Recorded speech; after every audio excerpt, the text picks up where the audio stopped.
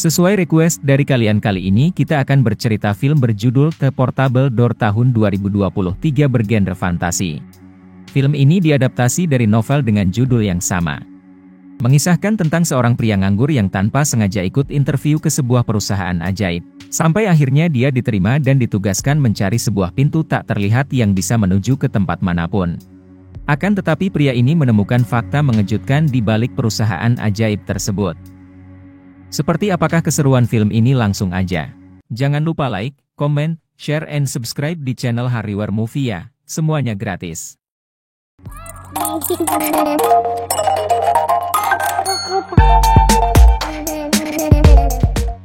Seorang pria bernama Humphrey Wells mengejar seekor naga kecil hingga ke dalam sebuah ruangan besar yang dipenuhi banyak pintu. Tapi anehnya naga itu seketika hilang menjadi asap begitu Humphrey memegangnya. Lalu tiba-tiba seorang laki-laki tak dikenal menutup pintu tempat Humphrey masuk tadi. Dan inilah sebuah pintu portable.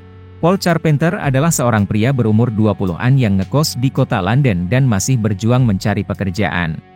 Sayangnya pagi itu dia bangun kesiangan dan buru-buru OTW untuk interview sebagai barista di suatu kedai kopi pusat kota.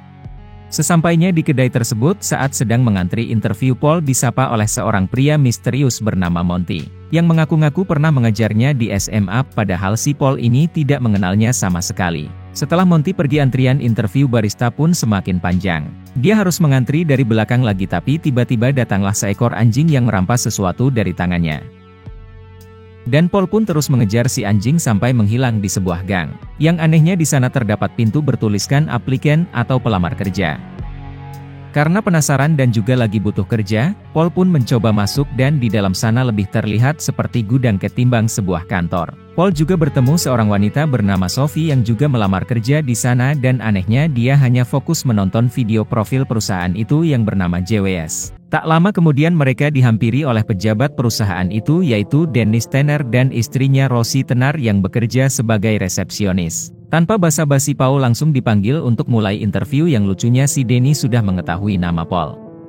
Padahal dia baru datang dan belum ngasih berkas apa-apa. Paul yang kebingungan pun sempat bertanya sebenarnya ini perusahaan apa. Namun Pak Dennis hanya menjawab jika mereka melakukan bermacam hal di sana. Lalu Paul dibawa ke ruang interview dan bertemu 4 dewan JWS. Humphrey adalah CEO dari JWS perusahaan. Seperti biasa, Paul disuruh menceritakan tentang dirinya.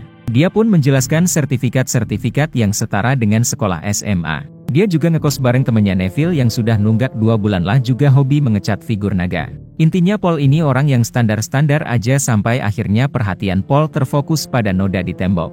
Humphrey pun bertanya apakah yang dia lihat dan Paul mengatakan jika noda itu mirip peta London yang sangat-sangat detail.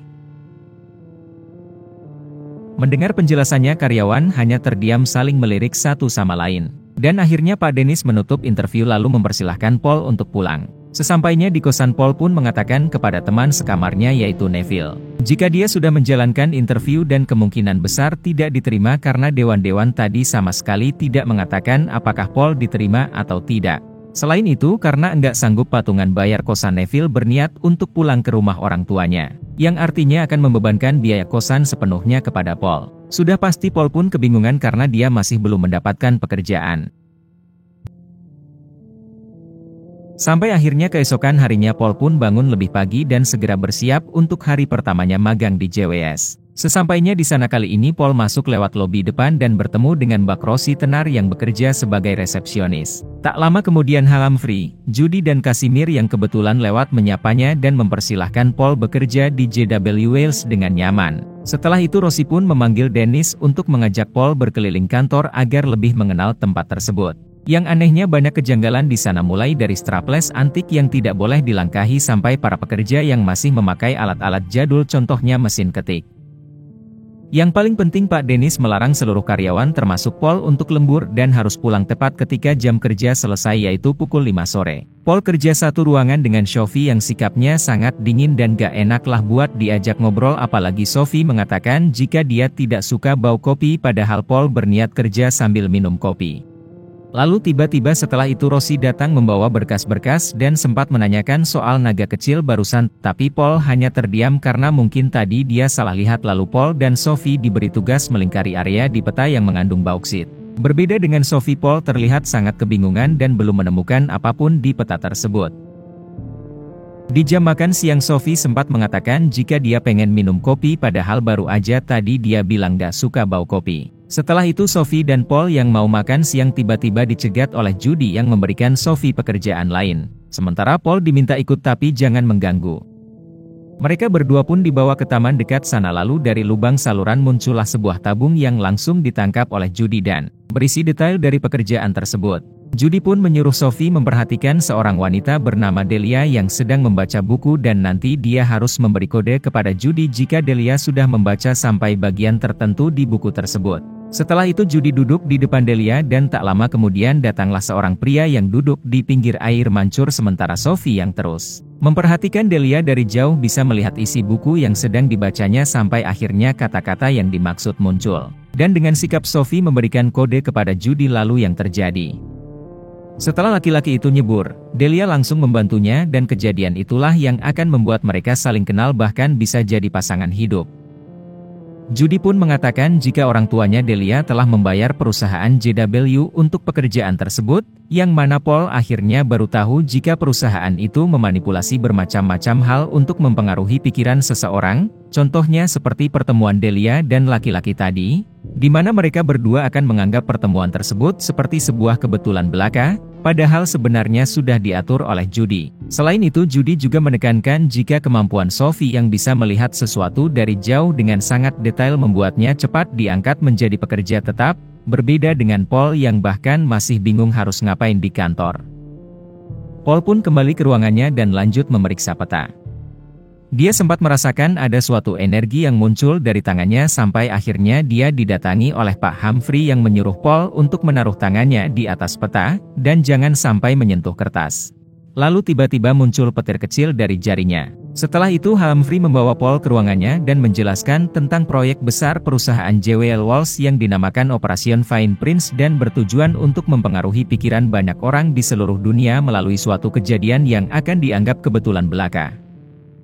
Padahal kejadian tersebut telah dimanipulasi oleh JW Wales. Lalu Humphrey menceritakan masa kecilnya yang mana ketika masih berumur 12 tahun dia diminta menandatangani sebuah perjanjian untuk tidak mengkhianati ayahnya yaitu JW Wales atau John Wellington Wales. Perjanjian tersebut selalu dipegang oleh John dan jika melanggar, jiwa Humphrey akan menjadi milik John. Maka dari itu Humphrey dipaksa harus menaati apapun yang dikatakan ayahnya. Dia menceritakan itu semua karena merasa Paul memiliki masa lalu yang tidak jauh berbeda darinya, sebab ayah Paul juga kurang perhatian terhadap anaknya. Setelah itu Humphrey kembali membahas Operation Fine Prince yang mana sangat membutuhkan satu benda miliknya yang telah hilang di kantor itu bernama portable door atau pintu kemana saja. Masalahnya pintu tersebut memiliki kemampuan menyamarkan diri, dan Paul harus menemukannya dengan cara seolah-olah sedang tidak mencari pintu tersebut.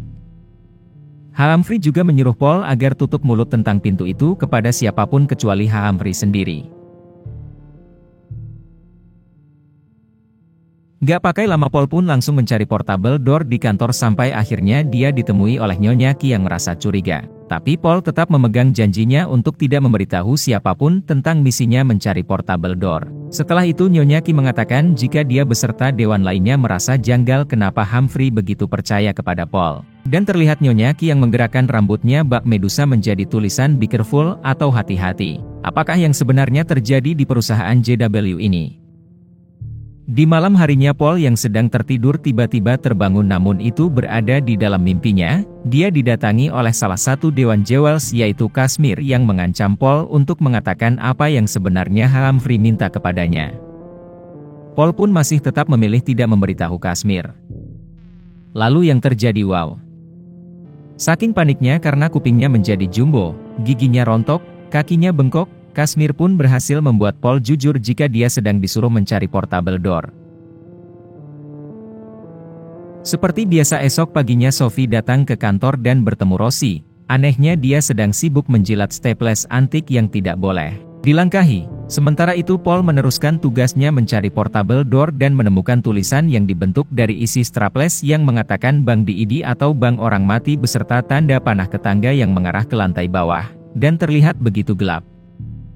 Paul pun mengikuti tanda panah itu dan pergi menuruni tangga ke bawah lalu sempat menemukan gambar-gambar aneh di sepanjang tembok yang tersembunyi sampai akhirnya Paul pun tiba di ujung tangga basement dan terdapat sebuah ruangan tertutup bertuliskan peringatan hanya boleh dimasukin oleh goblin.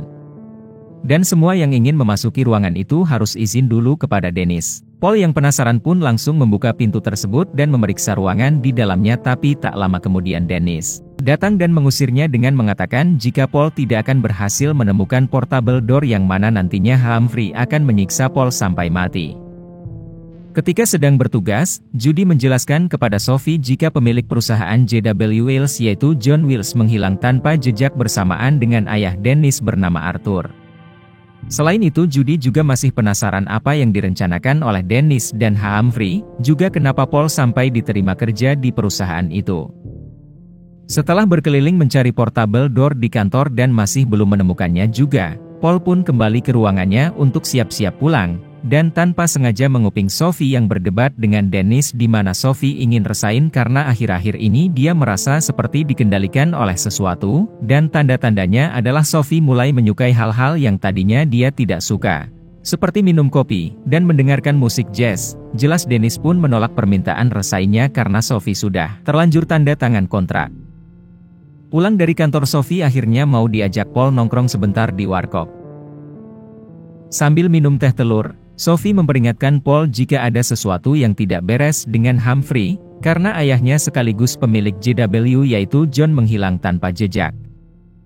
Mendengar itu Paul pun bingung karena para dewan juga Sophie curiga dengan Humphrey, namun Paul tetap tutup mulut tentang tugasnya mencari portable door dan juga tidak begitu percaya dengan apa yang dikatakan Sophie barusan. Esok harinya Paul masuk kerja seperti biasa dan sempat bertemu Kashmir yang anehnya, seperti baru bertemu kedua kalinya sejak interview, padahal Paul pernah didatanginya di mimpi. Selain itu ketika mau mengecek gudang bawah tanah milik Dennis, Paul kembali bertemu dengan Monty yang mengganggunya di awal film, dan membuat Paul tidak bisa ikut interview barista.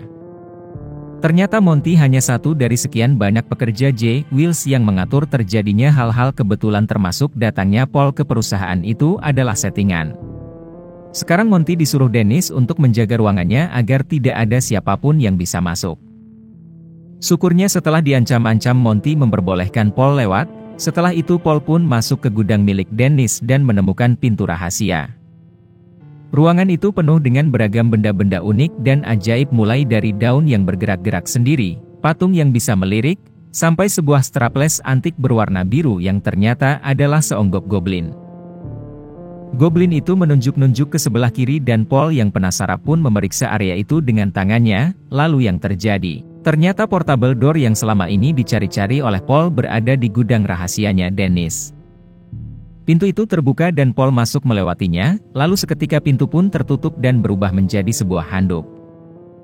Paul berpindah ke depan ruangan Humphrey yang mana dia dan Dennis sedang presentasi di depan klien bisnisnya tentang proyek memanipulasi keinginan anak-anak muda agar bisa berubah pikiran seperti Sophie yang sekarang menyukai hal-hal yang tadinya dia benci seperti minum kopi dan mendengarkan musik jazz. Proyek tersebut dijual Humphrey agar orang-orang bisa dimanipulasi pikirannya untuk menyukai suatu produk atau jasa dari para pebisnis. Atau contoh lain misal capres lah bisa dipilih sama seluruh masyarakat. Sedangkan di luar Paul mendengar itu semua dan baru mengetahui jika obrolan dirinya dan Sophie selama ini telah disadap lewat mic yang ada di nemtagnya. Di lain sisi Paul sangat-sangat panik karena pintu keluar terkunci dan lorong tersebut hanya satu jalur yang mana jika pintu ruangan Humphrey terbuka pastinya Paul akan ketahuan, bisa dipecat atau paling parah dibunuh. Paul pun mencoba berbagai cara untuk mengaktifkan portable door lagi yang ternyata caranya tertulis pada handuk tersebut, yaitu dengan mengatakan knock-knock atau tok-tok dan lanjut mengucapkan tempat tujuan sebelum membuka pintunya. Beruntungnya Paul bisa kabur tepat sebelum Dennis membuka pintu ruangan. Setelah dari Minang Mart, Paul pun buru-buru kembali ke kantor menemui Sophie di ruangannya, dan membuang name tag mereka berdua. Paul menjelaskan bahwa selama ini obrolan mereka disadap Humphrey dan juga menunjukkan portable door ke Sophie. Alih-alih kembali ke Minang Mart, mereka masuk ke dunia penuh dengan pintu, persis seperti di awal film, dan sempat terdengar suara orang dari kejauhan. Karena mencurigakan Paul pun langsung kembali ke ruang kerjanya bersama Sophie. Ternyata Paul keliru, seharusnya dia mengucapkan tempat tujuannya terlebih dahulu baru setelah itu pintunya dibuka. Setelah itu Paul pun kembali mencoba portable door menuju apartemennya, dan betapa terkejutnya Sophie melihat kemampuan pintu ajaib tersebut. Saking kegirangannya Sophie pun langsung mengajak Paul jalan-jalan ke berbagai tempat di belahan dunia. Momen-momen itu berlangsung selama beberapa hari dan membuat Sophie perlahan-lahan menjadi nyaman dengan Paul, bahkan sampai mengungkapkan perasaannya. Mereka berdua pun ngobrol tentang YouTube dan TikTok di suatu pantai, dan Sophie mengatakan jika dirinya mau jadi artis TikTok. Tepat setelah mereka kembali ke ruang kerja, tiba-tiba tepat setelah mereka kembali dan menonaktifkan portable door, Pak Dennis datang melihat pasir pantai dan mengetahui gelagat Paul yang sudah menemukan portable door meskipun dia tidak melihatnya secara langsung. Dennis pun memperingatkan mereka berdua untuk segera menaruh pintu tersebut di depan ruangan Humphrey, dan secepatnya angkat kaki dari kantor tersebut, karena kemungkinan besar Humphrey akan membunuh mereka berdua. Mendengar ultimatum Dennis, Paul pun semakin curiga dan berencana akan diam-diam kembali ke kantor nanti malam, untuk menghancurkan kontrak Sophie di ruangan Humphrey. Saat jam kerja selesai, kantor pun ditutup, lampu-lampu dimatikan, dan semua pekerja terlihat mengantri turun ke bawah. Tak lama kemudian dengan pintu kemana saja Paul dan Sophie akan masuk ke kantor Humphrey, tapi anehnya mereka muncul di ruangan mesin fax. Di tengah-tengah kegelapan Paul pun terkejut karena melihat Strapless, yaitu si makhluk goblin yang pernah dia temukan di gudang milik Dennis. Lalu salah satu mesin fax mengeprint sebuah berkas dengan sendirinya yang tertulis Operation Finprint di bawahnya, dan tiba-tiba karena situasi di sana begitu menganehkan dan membingungkan, Paul pun kembali menggunakan pintu kemana saja untuk langsung masuk ke ruang kerja Humphrey, tapi lagi-lagi pintu tersebut membawa mereka berdua ke ruangan lain dengan banyak lubang saluran air yang tertulis nama-nama kota di atasnya. Seakan-akan pintu ajaib itu memiliki kesadaran dan mengarahkan mereka ke sana. Selain itu juga terdapat sebuah gambar besar di lantai ruangan, yang bertuliskan yang artinya adalah ban orang mati. Sama dengan tulisan di berkas perjanjian yang Sophie baca dari mesin fax tadi, di mana mengatakan bahwa orang yang telah menandatangani perjanjian tersebut akan menyerahkan jiwanya ke ban orang mati selamanya. Ternyata maksud dari Operation Finprint sebenarnya adalah mencuri jiwa-jiwa orang di seluruh dunia agar keinginannya bisa dikontrol, atau dengan kata lain Humphrey dan Dennis ingin menguasai dunia. Lalu tiba-tiba terlihat sepasang mata menyala di tengah kegelapan, dan yang terjadi mereka pun berhasil kabur. Sampai akhirnya terdengar suara Dennis yang menegur Paul dan Sophie karena berani datang ke kantor di luar jam kerja, dan ternyata, hampir semua pekerja di sana termasuk Dennis adalah seonggok goblin. Tak lama kemudian Humphrey pun datang, dan sibuk berdebat dengan Dennis karena dia merasa kawanan goblin tidak menghormati perintahnya sebagai penyihir terbaik. Dan Humphrey pun menggunakan kekuatannya untuk merubah 3 goblin menjadi alat tulis kantor. Untungnya karena mereka sibuk berdebat, Paul dan Sophie memiliki kesempatan menggunakan portable door agar bisa segera kabur dari sana. Namun sayangnya tepat ketika Sophie akan mengatakan tujuannya, Humphrey menggunakan kekuatan sihirnya agar Sophie tidak menyebutkan tujuannya. Humphrey pun berhasil mendapatkan pintu ajaibnya karena pintu tersebut berubah menjadi handuk.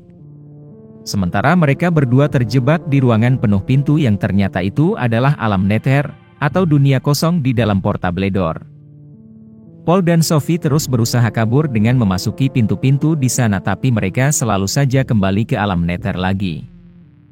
Tak lama kemudian mereka bertemu dengan sosok yang sangat-sangat mirip Humphrey, dan tak lain tak bukan ternyata dia adalah ayah dari Humphrey, yaitu John Wales, bapak-bapak yang kita lihat di awal film, dan sengaja dikurung di sana oleh Humphrey.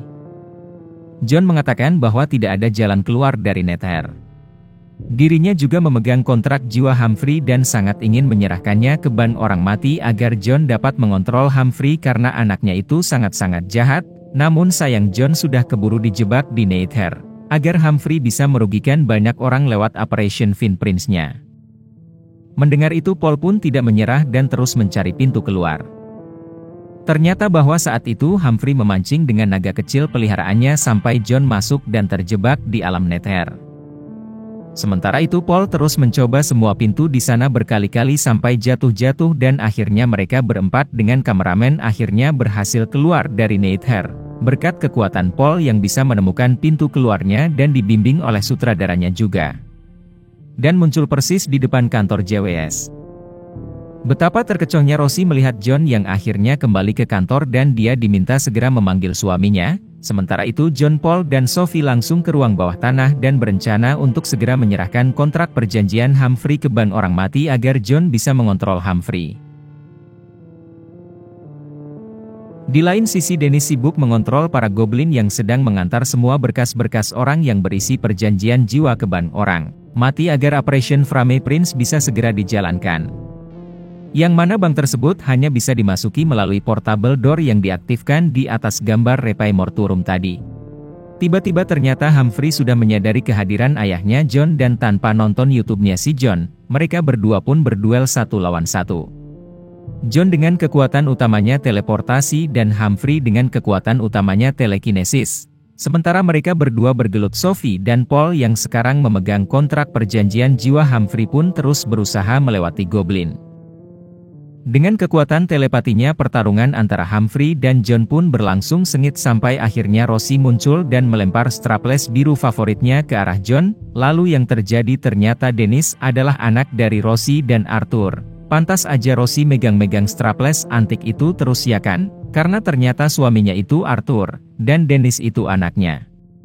Tapi sayangnya John yang baru saja merubah Arthur ke wujud semula menjadi lengah dan langsung dilumpuhkan oleh Humphrey. Portable door pun langsung ditutup dan berubah kembali menjadi handuk sementara Paul yang hampir berhasil membawa kontrak Humphrey ke ban orang mati juga terkena serangan dari Humphrey. Tak lama kemudian Judy dan Casimir datang untuk menghentikan Humphrey namun dia tetap ingin Operation Fiend Prince dijalankan, agar perusahaan JWS bisa menjadi lebih mendunia. Selain itu dia juga memaksa Paul memberikan kontrak perjanjian dan akan merobeknya agar Humphrey bisa benar-benar terbebas dari perjanjian kontrak jiwa ke ayahnya. Akan tetapi Paul tidak semudah itu dibujuk hingga akhirnya Humphrey mengancamnya dengan menyerang Sophie. Dengan sisa-sisa kesadarannya Sophie pun berkata ke Paul melalui telepatinya jika sebenarnya Paul sendirilah yang membuat jalan keluar dari Nether dengan kekuatannya. Bahkan John yang merupakan penyihir hebat sekalipun tidak pernah bisa keluar. Mendengar kata-kata dari Sophie, Paul yang berada di atas gambar ban orang mati langsung mencoba kekuatan sihirnya untuk membuat pintu gerbang menuju bank tersebut. Dengan ajaibnya Paul berhasil masuk ke ban orang mati dan langsung menyerahkan kontrak perjanjian jiwa Humphrey ke Mbak Teller namun dengan satu syarat.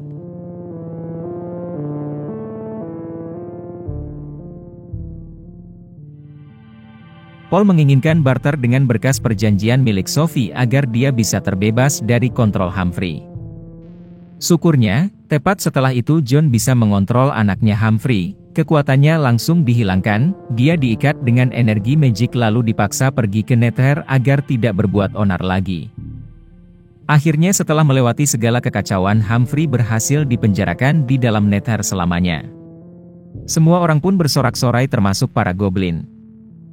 Karena ternyata selama ini Dennis dan goblin lainnya terpaksa mengikuti perintah Humphrey karena diancam. Setelah itu portable door yang telah kembali menjadi handuk pun langsung dicopot label instruksinya oleh John, karena dia tidak ingin pintu ajaib itu dipakai kembali.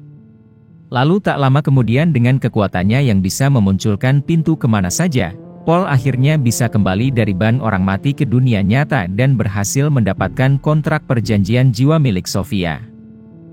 Untuk mengakhiri semuanya, Paul pun melempar handuk itu ke mobil laundry.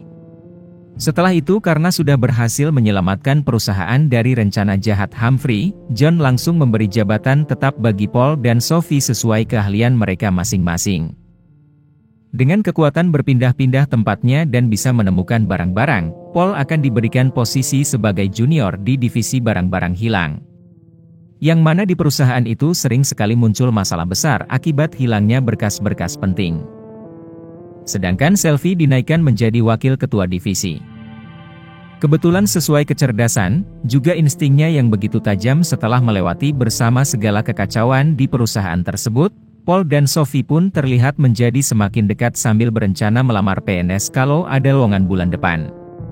Sebelum film selesai, scene ditutup dengan seorang emak-emak mengantar handuk dengan merek JW Wales yang masih tertera ke kamar hotel nomor 237, tapi sebelum mengetuk pintu kamar, Tanpa disadari emak-emak itu mengucapkan mantra yang bisa mengaktifkan portable door. Itu artinya label instruksi yang telah dicopot John tidak berdampak sama sekali karena pintu kemana saja masih bisa aktif selagi masih ada mereknya. Dan itu artinya pula petualangan baru akan dimulai dan mereka mungkin akan bertemu Doraemon.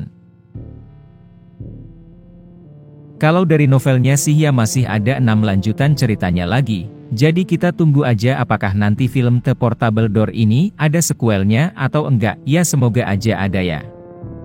Kata motivasi hari ini adalah, pintu akan dibukakan bagi mereka yang cukup berani untuk mengetuk.